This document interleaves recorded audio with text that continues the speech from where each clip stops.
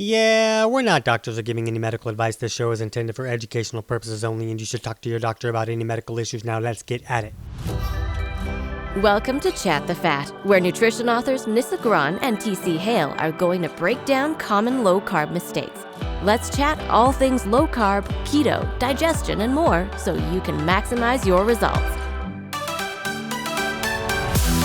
Hey, and welcome back to Chat the Fat. This is episode 33.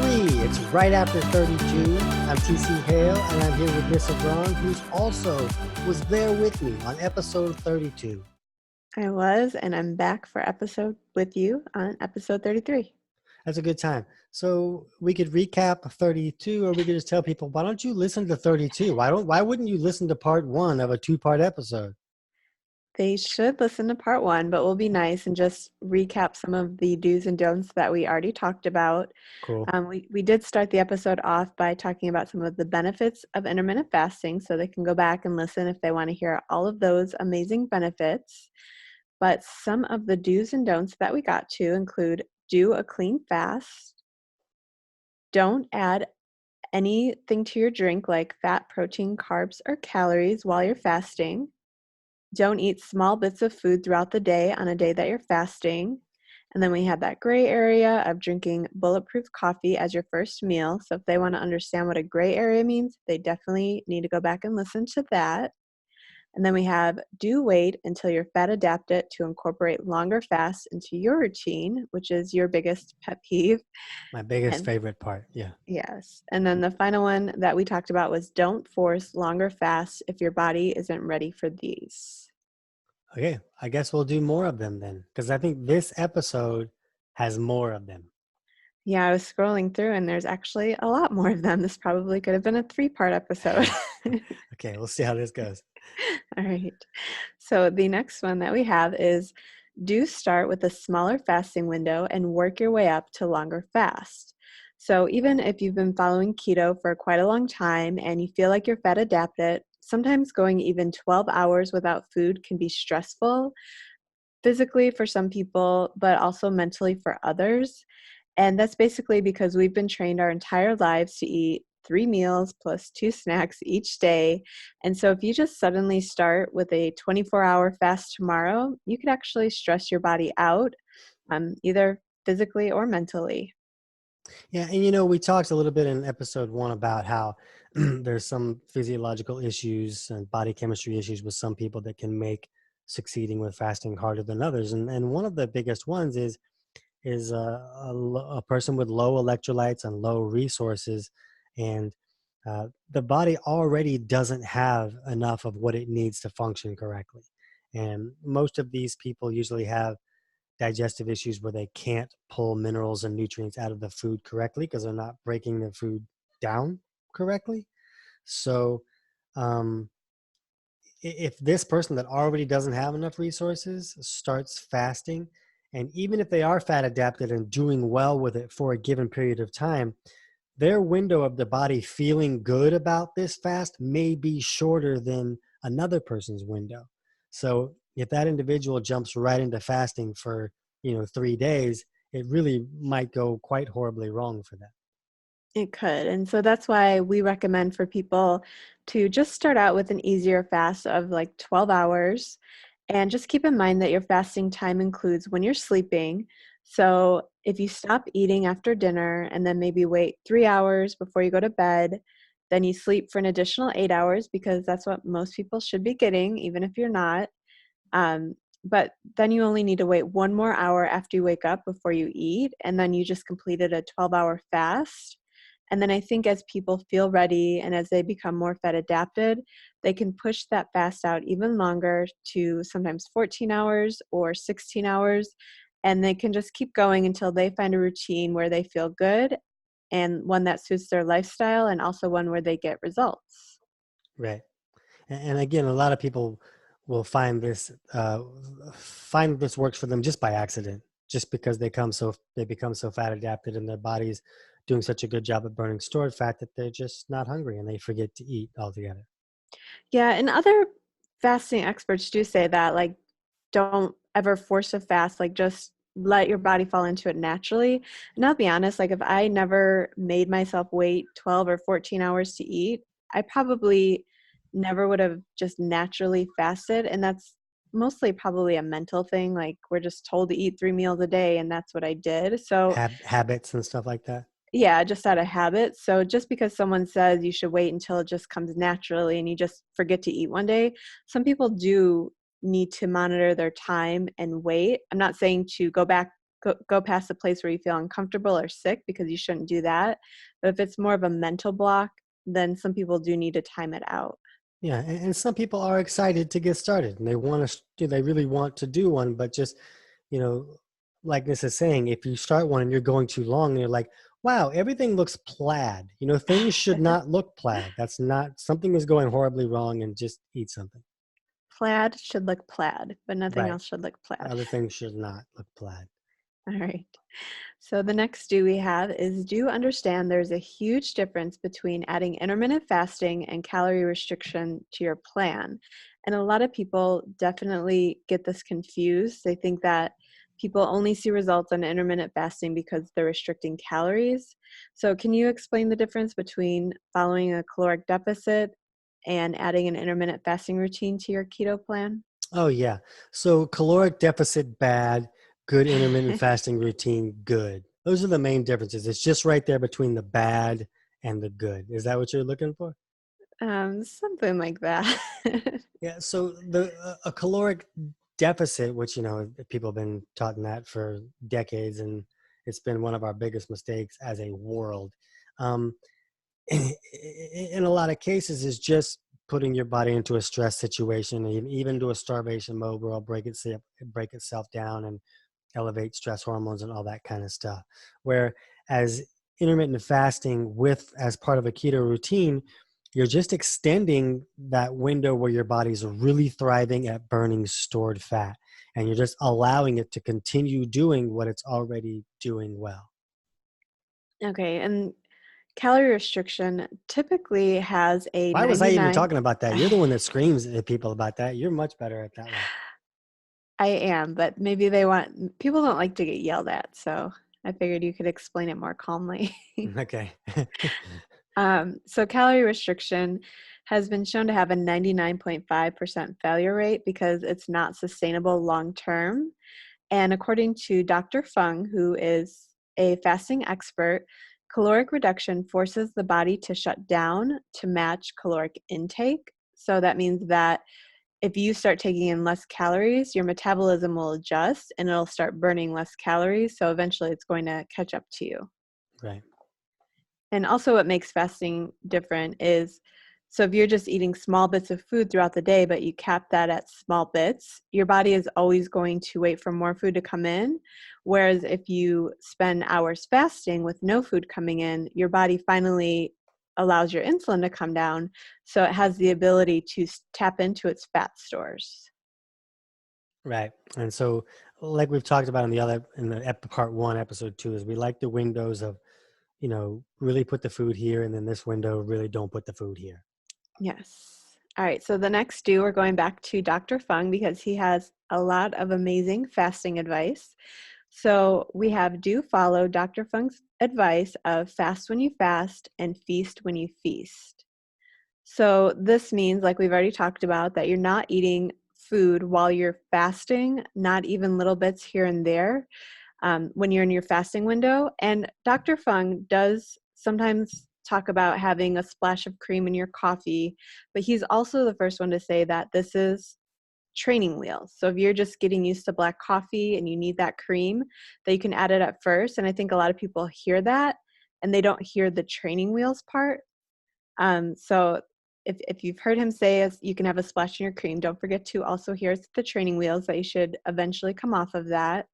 But I think fasting when you fast and feasting when you feast also includes other things like chewing gum or sucking on low-calorie mints with artificial sweeteners, because even though these seem harmless and they have 0 calories, they are spiking your insulin, and also that act of chewing is starting the digestion process. Right. So it also means that you should listen to your body and eat to satiation when you're feasting. you don't want to stuff in all of the food you see just because you're feasting, but you also don't want to restrict calories because some other health guru out there told you that you need to restrict calories for weight loss. And even in keto, there's still a lot of health gurus telling you to restrict calories in order to lose weight. So Oops. that yeah, so that brings us to another don't, which is don't purposefully eat less calories because you're still following a calories in versus calories out type of plan. Even when you're on keto, I've known that I've done that in the past and it was definitely a big mistake. So don't make that mistake. But you also do want to listen to your body and eat until you feel satiated. And one last thing that can cause a small insulin spike, but I feel like needs to fall under the do category, is do brush your teeth, because even though it could cause a small insulin spike, it's just gross to not brush your teeth. I'm glad you fit that in there. Yes. And if you're confused about that, if you're still doing this, yeah, I'll do keto, but I'll do it low calorie. We have a whole episode where the entire hour Nissa just yelled at you about not doing that. And the whole episode while she's yelling, you can just hear me in the background every once in a while going, are you done yet? What about now? Are you done yet? She's still yelling like the whole time. That's probably happened in quite a few episodes, actually. All right. So our next don't is don't overcompensate or binge in between fast.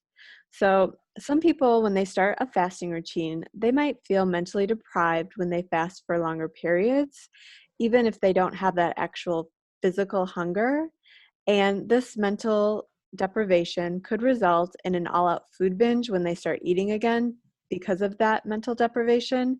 So they may end up stuffing in food past satiation because of the mental component. I've said mental like 4 times.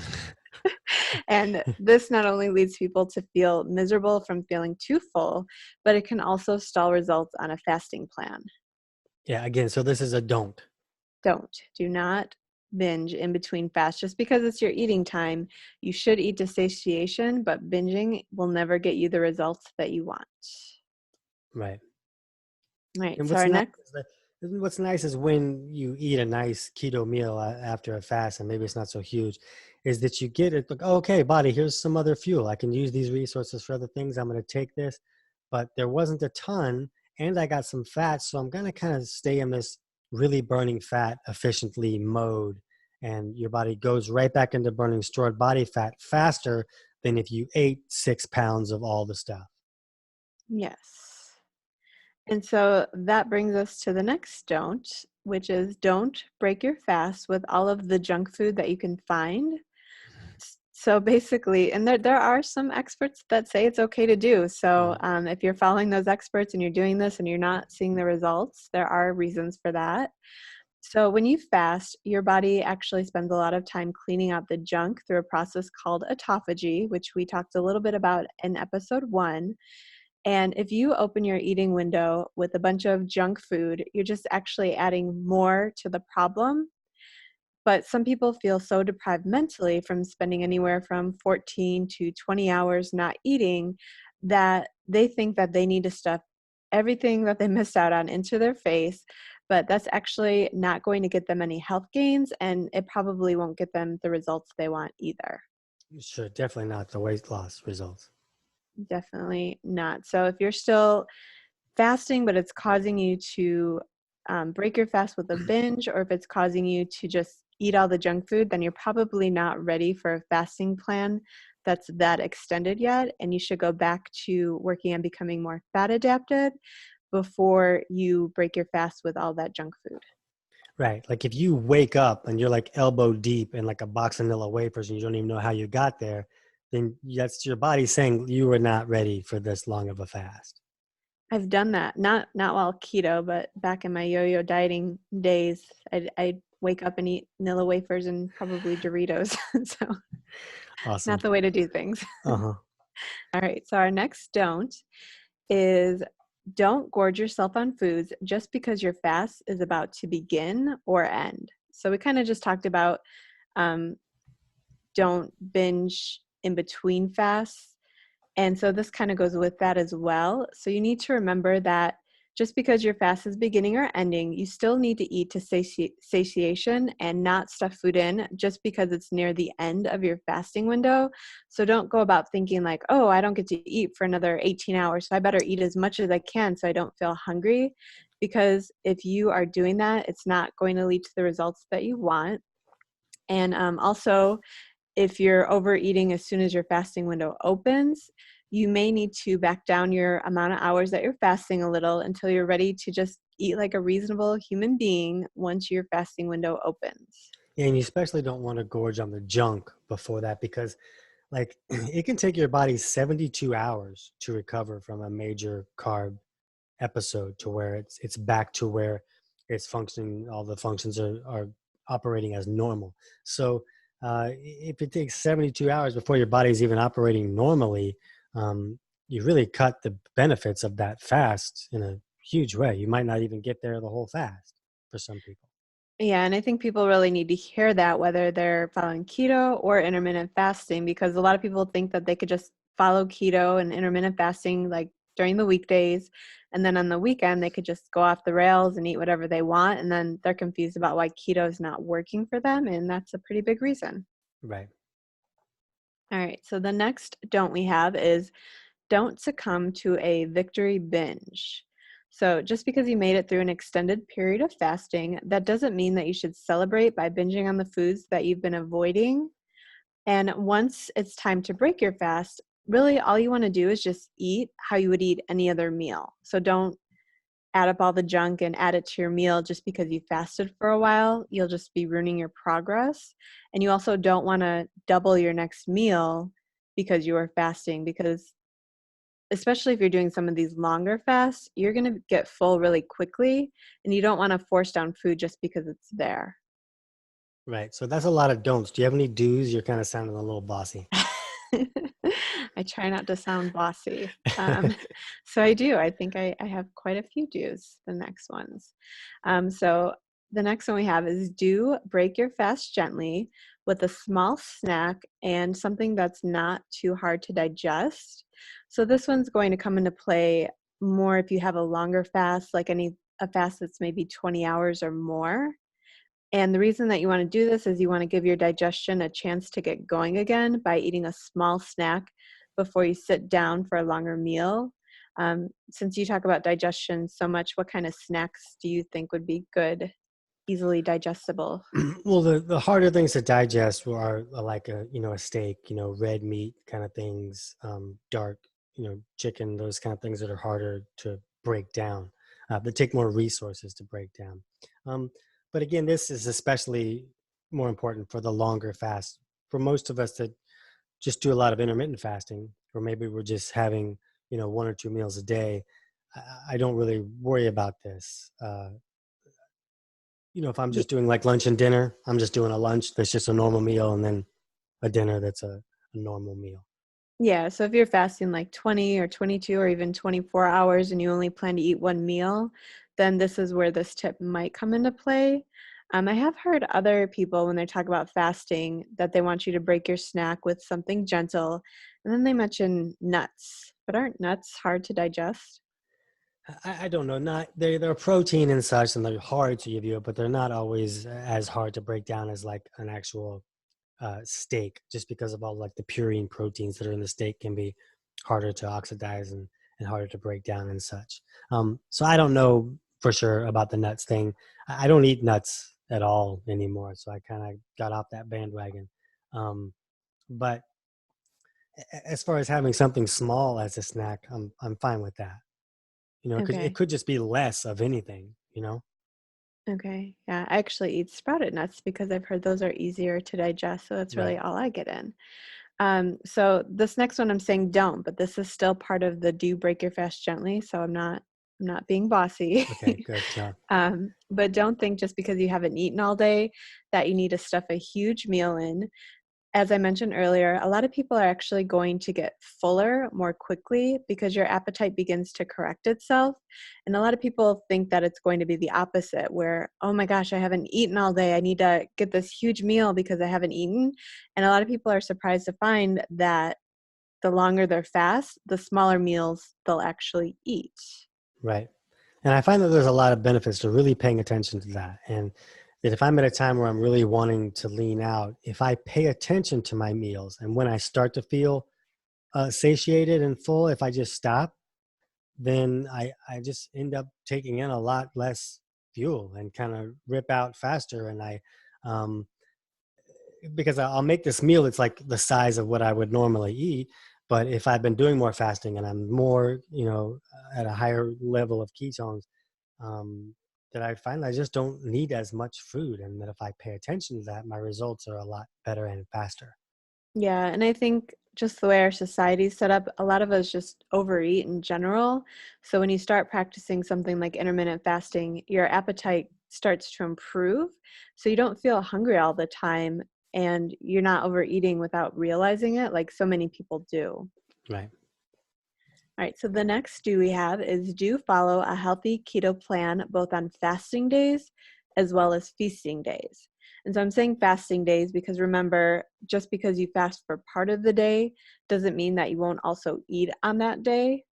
So if you have like a 24-hour fast, you're probably still eating one meal that day. So you still want to make it a healthy meal. And if you're rewarding yourself for a fast well done with non-keto foods just because you think you deserve it, you could actually be throwing yourself out of ketosis and ruining all of your efforts. Yeah. There are people out there who can get away with eating dirty keto, especially while fasting. So I do find that I personally can get away with eating a few more carbs if I do have a heavier fasting routine in my day. But that doesn't mean that I should be eating all the junk food I can find just because I can get away with a few more real food carbs. Do you have a 3-sentence explanation of dirty keto for those who don't know? We have a whole episode on it. I think it's one of our most popular episodes. But dirty keto, basically just eating keto junk food, basically just keeping track of your carbs and not really paying attention to the quality of your food. Right. Which is becoming easier and easier to eat that way with all the products coming out. Yeah, there's so many. There are so many. I went to KetoCon and there was a whole big auditorium of booths with a lot of keto-friendly foods that maybe weren't that keto-friendly. Right. Not all of them, just some of them. Some of them are really good. So you have to know what to look for sure. All right. So some people may be able to have a splurge here and there, and they might be able to eat a little bit more carbs, but definitely they should not throw away all of their efforts just by relying solely on a junk food keto diet, which is that dirty keto, or some people call it lazy keto. And I just want to note that fasting doesn't give you a license to eat anything that you want, even though some people thinks it does. But you're still following a plan to get better health, which requires eating real foods. And those are the foods that will help get you to your goal. All right. So the next one is a do, and that is do drink plenty of water. So there are fasts that consist of not drinking water, and those are not the type of fast that we promote. You don't want to get dehydrated because that can be really dangerous while you're fasting. So in order to avoid that, you need to make sure that you're staying hydrated with both enough salt and also water while you're fasting. And keep in mind that if you're drinking coffee or tea because it helps you feel fuller, that this can also lead to more dehydration. So you want to be sure to compensate with enough electrolytes and water. And it's also important because staying hydrated can help you feel fuller. So that's definitely another great reason to drink water. And I personally find that if I keep my electrolytes in balance, it actually helps me feel more full. So I think keeping that all in check is important. I know that you teach that people need to eat or need to drink water according to their blood pressure. So they don't want to drink all the water if they have really low blood pressure. But those are also the same people who probably shouldn't be following an extended fasting plan. Right, exactly. But it gets kind of warped into all that. All the people saying, drink all the water when you're doing keto or intermittent fasting. They're just promoting carry a gallon around with you and don't even come home with any left, kind of thing. Where if you have low blood pressure, you already have very low amounts of minerals, and drinking all that water is just going to wash out more. So you may need more water, you just don't qualify yet because you need to lift your mineral levels. Adding some mineral drops into your water can help that, but you just want to pay attention to what's going on. If you're drinking tons of water and you're starting to get dizzy or depressed or crazy cravings, you're washing away too much stuff with all that water, and you might need to back it off a little bit until you can fix digestion enough to bring in more mineral through the food you're eating. Yeah, and if you're attempting those longer fasts, but you have really low electrolytes, it's not going to be helpful for you. So don't think that you're being sneaky and just sneaking it in, because you're Right. really just hurting yourself. And one tip that goes along with this that I've learned in other groups that I actually didn't believe at first, but I tried it a few times, and that is plain hot water is actually really satiating when you're trying to extend your fast. No, is it because it's so hot you burned your tongue and now you don't want to eat anything, or just like warm water? I don't like warm water. I mean, I can't drink super hot drinks, but this was before I started drinking coffee. So I would just try to drink hot water just to help with the hunger. And something about it was just really calming, and it Huh, really did help extend the fast more than cold water. But I'm interesting. also always cold, so maybe that just helps me warm up. Right. And sometimes fasting for longer periods can make you feel cold. You just get really cold, even if it's not cold where you are. So. Oh, sure. There's a lot of physiology that could make that happen. Yes. All right. So our next do stay busy while attempting longer fasts. So just like drinking water or coffee can be helpful with extending your fast, or hot water, keeping yourself busy and keeping your mind off of food can also be really helpful. And you just need to keep in mind that hunger comes in waves, but if you keep yourself busy, you should be able to work right past your hunger waves. All Okay, right. back So to some don'ts. Now we're going to get aggressive. Here we go. We Let's we do it. are, and this is a big don't. So if you haven't really been paying attention, if you're only listening for TC's jokes, now you need to pay attention. So you don't want to fast if you feel sick in any way. So it's okay to keep fasting if you feel hunger or if you're going through those hunger waves. But if you start to feel sick in any way, then you need to end your fast. And feeling sick can include anything like feeling weak or shaky. You might get nauseous, or you might be getting a headache from not eating. And so these are all signs that your body is telling you that you need to stop your fast and eat some food. Right. And then another one that goes along with that is do consult your doctor first if you're dealing with any health issues or prolonged sicknesses. Good one. Good job. Good job. That one's quick. All right. So now we are back to some don'ts. So the next one is don't attempt intermittent fasting if you've previously had eating disorders. So if you think that stopping food like an intermittent fasting routine can cause you to become over restrictive or go back to habits relating to a previous eating disorder, it's never a good idea to start a fasting routine, because it can be easy for a lot of people to become obsessive about it. Yeah, and if you have those issues, you can go to kickitnaturally.com and just search for eating disorders and find podcast episodes we've talked about with that to better understand what the likely underlying causes of those issues are. And you'll understand how fasting could really magnify those very quickly. And then another big don't that we have is don't practice intermittent fasting if you're currently pregnant or breastfeeding. So a lot of people, especially once they have a baby, they want to take off the baby weight. So they think that they can do intermittent fasting. But while keto can still be great for these situations, intermittent fasting isn't a good idea while breastfeeding, as it can cause problems with your milk supply. And it's also not a good idea when you're pregnant, because you want to make sure that you are providing plenty of nutrients for your baby while you're pregnant. And fasting could take away some of those nutrients that are important while growing a baby.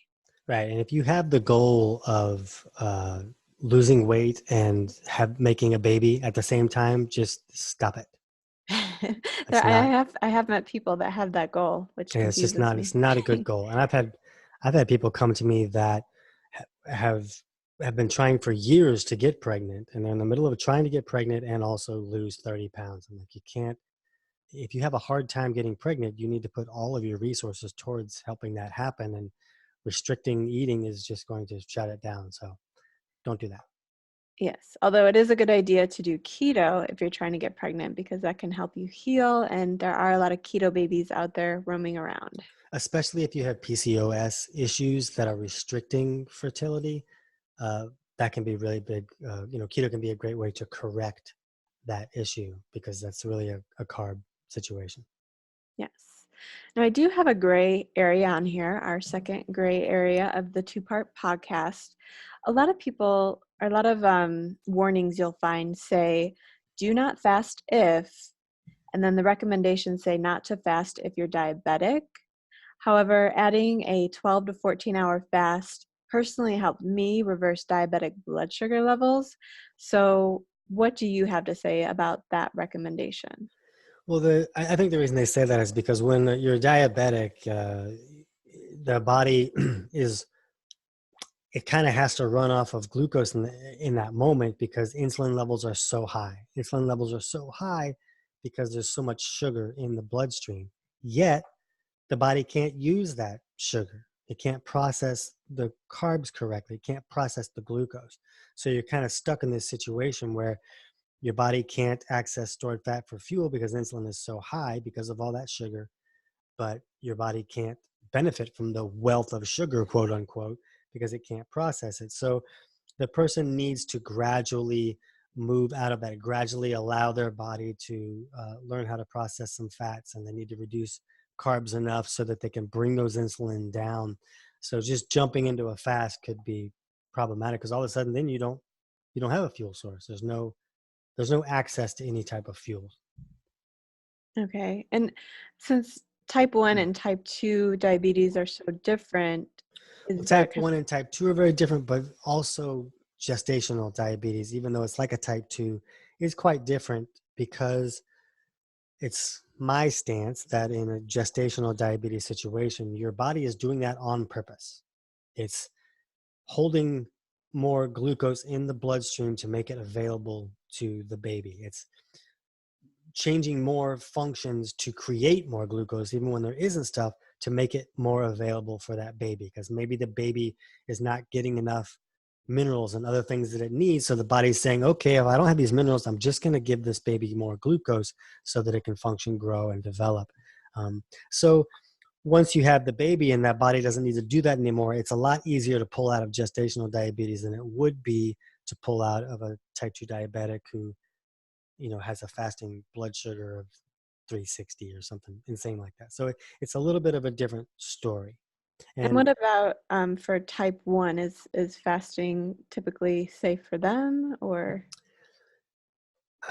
I'm not going to say that out loud, but with type 1, it really is much more about monitoring your blood sugar because that's kind of what they really do. When they're using insulin, they're just using it according to where their blood sugar is. So it's really about monitoring it and making sure blood sugars don't go too low. Because if you stop eating carbs or even food altogether, and then you're still using insulin or there's too much insulin in the system, then your blood sugar is going to crash way too low and you can have a lot of problems that way. So I think if you're going to investigate that with your doctor, I'm saying out loud that it's really about monitoring in that scenario. Okay. All right. So the next don't we have is don't tell all of your friends and neighbors about this amazing new fasting plan that you're following, which maybe if your neighbors or friends are open-minded and they're interested in learning more about fasting, then you can let them in on your plan. But a lot of people only listen to the mainstream advice and they don't take time to do their own research. So if you start telling others that you're fasting, then most likely they're going to think that you have an eating disorder and that you are, and then they're going to attempt to shove a donut down your face because they don't want their friend to have an eating disorder. Right. Like, oh, don't do that. I saw a movie about a guy who did that. He fasted because he was stuck on an island and then he was talking to a volleyball. You don't want to talk to volleyballs. So Yeah. that's kind of the advice you're going to get. Yeah. So, I mean, if you do want to nudge them in, you can definitely send them to this two-part podcast. Maybe they can learn some things, but otherwise, it's not always a good idea to tell everyone about your new fasting plan because there's so many people that will try to talk you out of it. Right.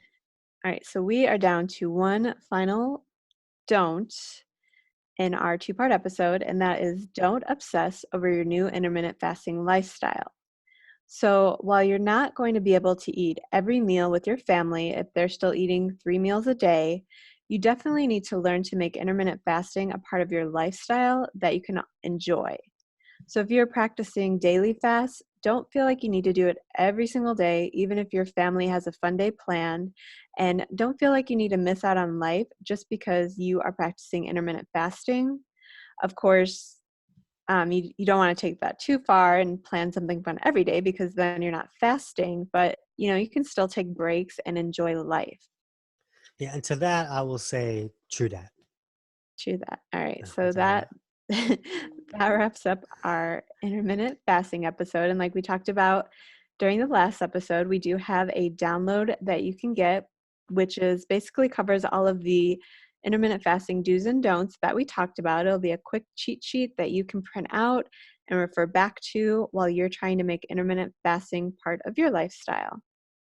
Yeah, and you can get that at chatthefat.com/episode 32. Even though this is episode 33, I think you can get it at /episode 32. Um, Yes. and next week, we're going to have an interview with Mary Roberts that we met on the low carb cruise. And she is one of those people who took her type 2 diabetes and told her to shut up and smacked it in the face. And she's going to talk about how she did that and improved all these other crazy, unbelievable health issues. So you want to see that. It's a really fun interview. All right. Okay, then we're all done. We'll see you guys next week. Bye. Whether you're brand new to keto or just looking to move past roadblocks, join us for our next Troubleshooting Keto Master Workshop. Go to chatthefat.com/workshop to find upcoming dates and register for this totally free event. You just might find your missing piece of the puzzle. Until then, we'll see you next week on Chat the Fat.